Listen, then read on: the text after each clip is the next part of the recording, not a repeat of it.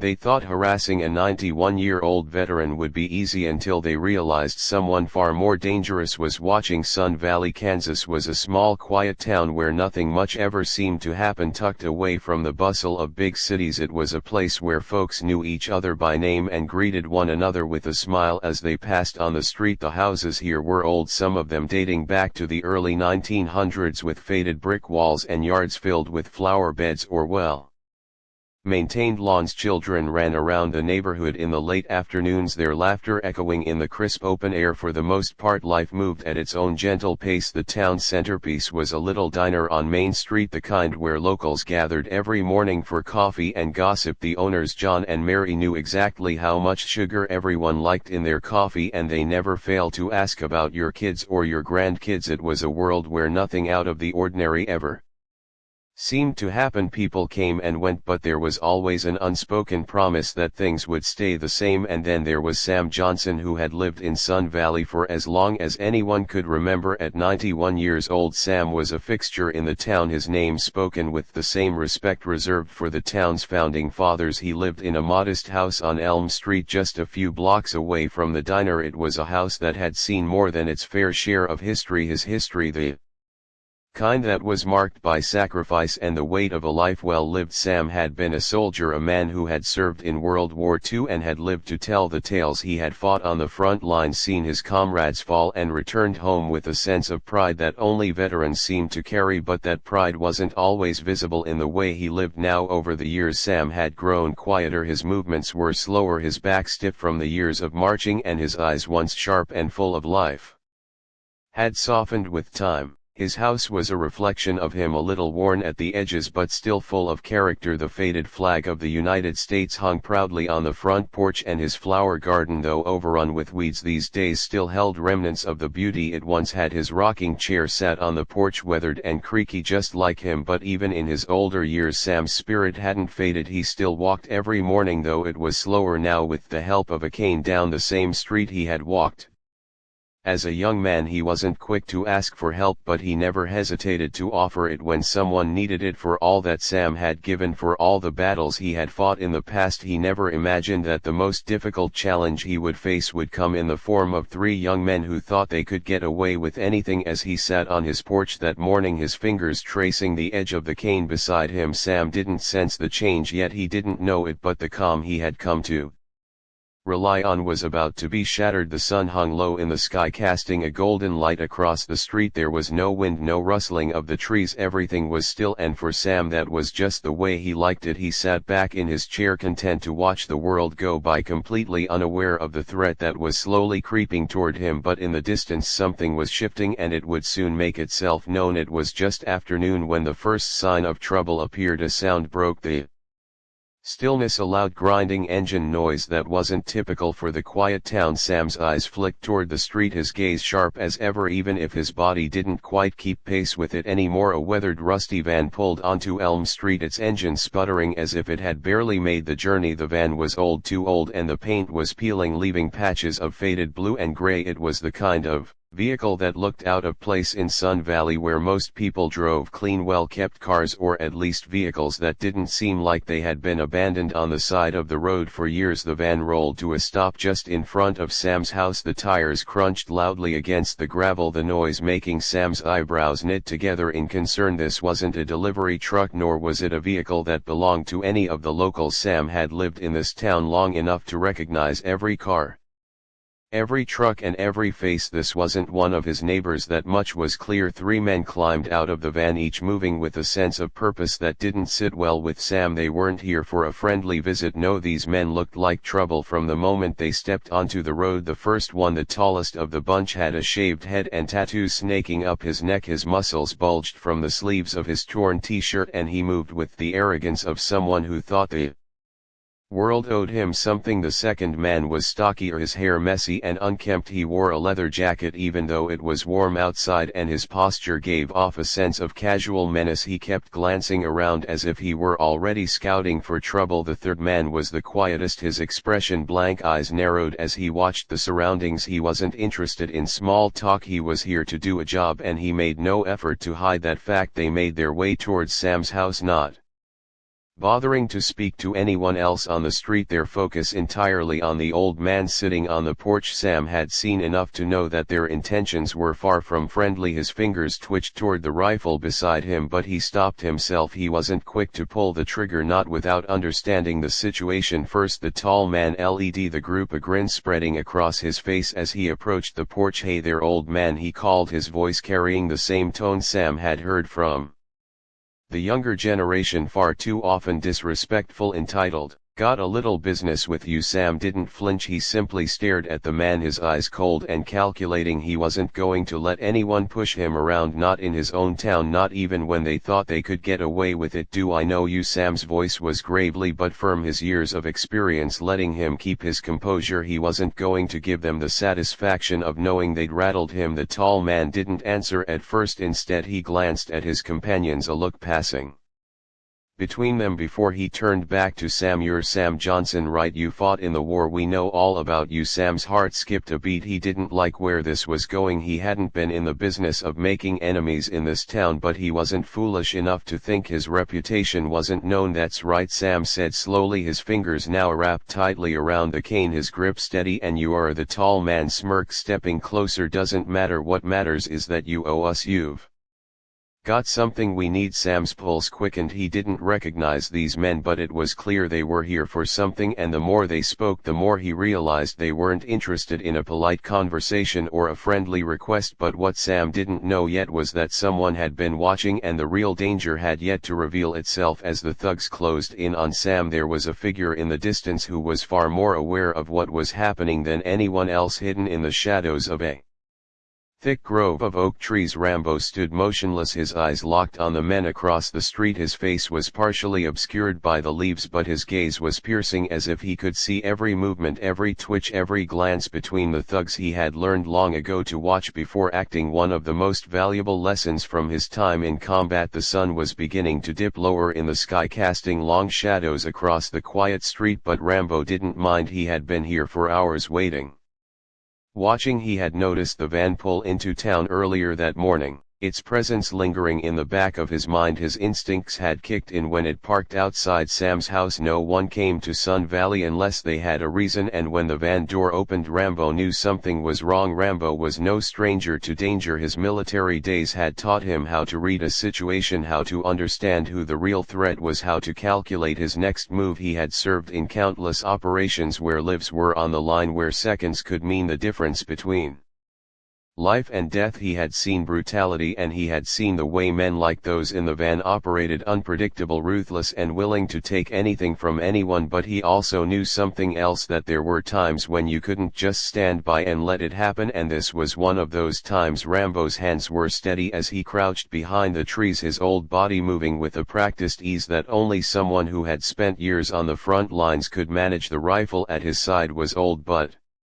it had been well cared for, much like its owner. His instincts had been honed over decades of service, and they hadn't dulled over time. Through the scope he could see the tension on Sam's face, the way the old man's eyes flicked nervously from one thug to the next. But Sam didn't make any moves. He wasn't the kind of man to give in easily. The leader of the group, the man with the tattoos, leaned closer to Sam, his voice low but filled with aggression. "I don't think you understand, old man. We're not asking you're going to give us what we want, or things are going to get ugly." Sam didn't respond. His hands remained on his cane, but his jaw clenched. He had lived through enough hard times in his life to know that there was no talking these men down. They were here for something, and they wouldn't leave until they got it. Rambo's grip tightened around his rifle, his heart rate slowed, his mind clicking into the familiar mode of a soldier. He didn't need to ask questions. He didn't need to know exactly what was going on. All he needed to know was that Sam, an elderly war veteran, was in danger. That was all the reason he needed. The thugs were pushing harder now. One of them had stepped forward, getting right up in Sam's face. Sam didn't flinch, but Rambo could see the strain in his eyes. These men weren't afraid of him, but they didn't know who was watching in the distance. Rambo's finger hovered over the trigger. He wasn't there to kill. He wasn't there to make the first move. He was there to stop this before it went too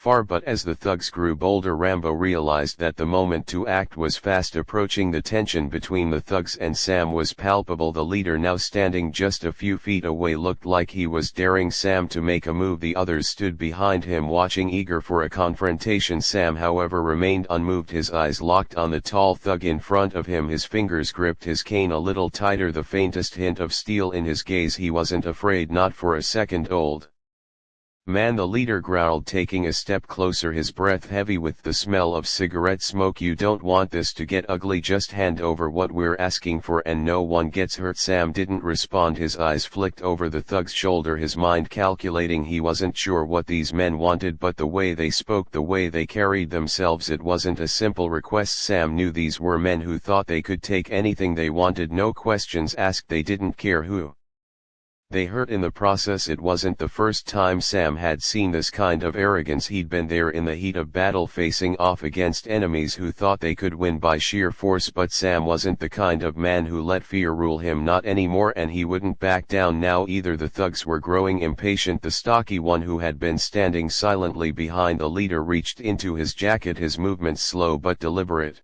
Sam's grip tightened on his cane, his eyes narrowing. He could sense that the situation was about to escalate. That's when it happened. A rustle from the shadows, a figure stepped into the open, silent as a ghost. It was so quick that the thugs barely had time to react. Rambo moved like a predator, quiet, deliberate, and calculated. His presence was sudden and overwhelming. The first thug, who had been inching towards Sam, froze when he heard the rustling of leaves behind him. He turned just in time to see a large muscular figure emerging from the trees. The tall thug who had been so sure of his position found himself face to face with Rambo. In an instant he stumbled back in shock, his eyes wide as Rambo's shadow fell over him like a storm cloud. The leader opened his mouth to speak, but before a word could leave his lips, Rambo's voice cut through the air like a knife. "You're not welcome here," Rambo said, his voice low but filled with authority. The words hit the thug like a slap, and for a moment the street fell completely silent. Sam watched, his heart racing as the thugs processed the unexpected turn of events. The leader's eyes flicked between Rambo and Sam. He wasn't used to this. He wasn't used to being the one on the back foot. "Who the hell are you?" the thug spat, his bravado faltering. For the first time Rambo didn't flinch. He took a step forward, his presence undeniable. "Someone who's not afraid to stop you from making a mistake," he said simply. He didn't raise his fists, didn't make a move to threaten them directly. He didn't need to. His posture, his gaze, his very presence, it all spoke volumes. The second thug, the one who had been silent until now, moved to intercept. He lunged forward, his hand reaching for something in his jacket, but Rambo was faster. With a swift, calculated motion he blocked the thug's arm and drove his elbow into the man's ribs. The thug gasped, crumpling to the ground in pain, unable to keep his footing. Rambo was methodical in his actions, precise as ever, his military instincts taking over. Sam watched wide-eyed as Rambo continued to take control of the situation. It was like watching a dance, a dangerous, calculated waltz, where Rambo led and the thugs were left trying to catch up. The third thug, the quiet one, hesitated for a moment, eyeing the situation. He had seen his companions taken down so effortlessly, and the realization was dawning on him that they were out of their league, but the leader wasn't ready to admit defeat. "We're not leaving without what we came for," the leader snarled, his eyes burning with anger. He reached for something in his pocket, but Rambo was already moving with a speed that belied his age. He seized the thug's arm and twisted it behind his back, forcing the man to his knees. "You're leaving now," Rambo said coldly, his grip tightening, "and you're never coming back." For a brief moment the leader's defiance wavered, his face flushed with humiliation. The other two thugs, defeated and sprawled on the ground, didn't make a sound. They knew their fight was over. Rambo stepped back, giving the leader one final push, sending him sprawling on the gravel. "Get up," he muttered, his voice a low growl. The leader scrambled to his feet, his eyes now filled with something else, fear. For the first time he was the one being hunted. The thugs didn't wait another second. They scrambled to their feet, their expressions filled with confusion and anger, but there was no fight left in them. Without another word they turned and fled, disappearing down the street with their tails between their legs. Sam, still sitting on his porch, let out a breath he hadn't realized he was holding. His hands shook slightly as he gripped the arm of his chair, but there was no fear in his eyes, only relief. Rambo meanwhile stood silently for a moment watching the thugs retreat. He didn't say a word, just turned and walked towards Sam's porch, his movements calm and deliberate. But even though the danger had passed, Sam knew one thing for sure. Today was a reminder that heroes didn't always wear uniforms. The street was quiet again, but the air still carried the weight of what had just happened. The three men were gone, their heavy footsteps fading into the distance as they ran, no fled. Out of Sun Valley, their pride left scattered across Sam's yard. Their rusty van sat abandoned where they had left it, its open doors swinging slightly in the wind, a reminder of their failed attempt at intimidation. Sam exhaled slowly, his grip loosening on his cane. He had been prepared to stand his ground, to fight if it came down to it, but Rambo had made sure that wasn't necessary. The fight had ended before it ever truly began, because that's what men like Rambo did. They stopped things before they could get worse. Sam pushed himself to his feet, his joints stiff but still strong. He eyed Rambo, who stood a few feet away, his arms relaxed at his sides but his posture still alert, always watching, always assessing. There was something about the way he carried himself that told Sam this wasn't the first time he had dealt with men like that, and it wouldn't be the last. Rambo turned his head slightly, watching as the van's door creaked back and forth. His expression was unreadable, his breathing steady, as if what had just happened was nothing more than routine, and maybe for him it was. "You didn't have to do that," Sam finally said, his voice steady but filled with quiet gratitude. "I've handled worse before." Rambo didn't respond right away. He simply studied Sam for a moment, taking in the deep lines on his face, the scars of time that no battlefield could ever replicate. There was respect in his eyes, a silent acknowledgement between two men who had lived through wars, different battles maybe, but wars all the same. "I know," Rambo said eventually, his voice low, "but you shouldn't have to." There was a pause between them, not awkward, not heavy, just understanding. Two men, both warriors in their own right, standing on the same ground, neither needing to explain themselves to the other. Sam let out a rough chuckle, shaking his head. "You always were a stubborn one." Rambo smirked, but it was brief, barely noticeable. "Some things never change." The old man glanced back at his porch, at the chair that had been his place of comfort for years. But today it felt different. Today it wasn't just a place to sit, it was a reminder that peace is never guaranteed, not even in Sun Valley. "You were watching, weren't you?" Sam asked, looking back at Rambo. Rambo nodded slightly. "Saw the van this morning, knew it didn't belong." Sam sighed, rubbing his temple. "Wish I'd been paying closer attention." "Getting old?" "I guess you're not getting old," Rambo said. "They were just too young to know who they were messing with." That made Sam chuckle again, this time louder. He reached into his pocket, pulling out a crumpled pack of cigarettes. He didn't smoke much anymore, but today felt like a day to make an exception. He lit one and took a slow drag, staring off toward the road where the thugs had vanished. "What do you think they wanted?" he asked, though the question felt almost irrelevant now. Rambo shrugged. "Doesn't matter, they won't be back, and they wouldn't." Rambo hadn't needed to say much to make sure of that. Men like those only understood one thing: power, and today they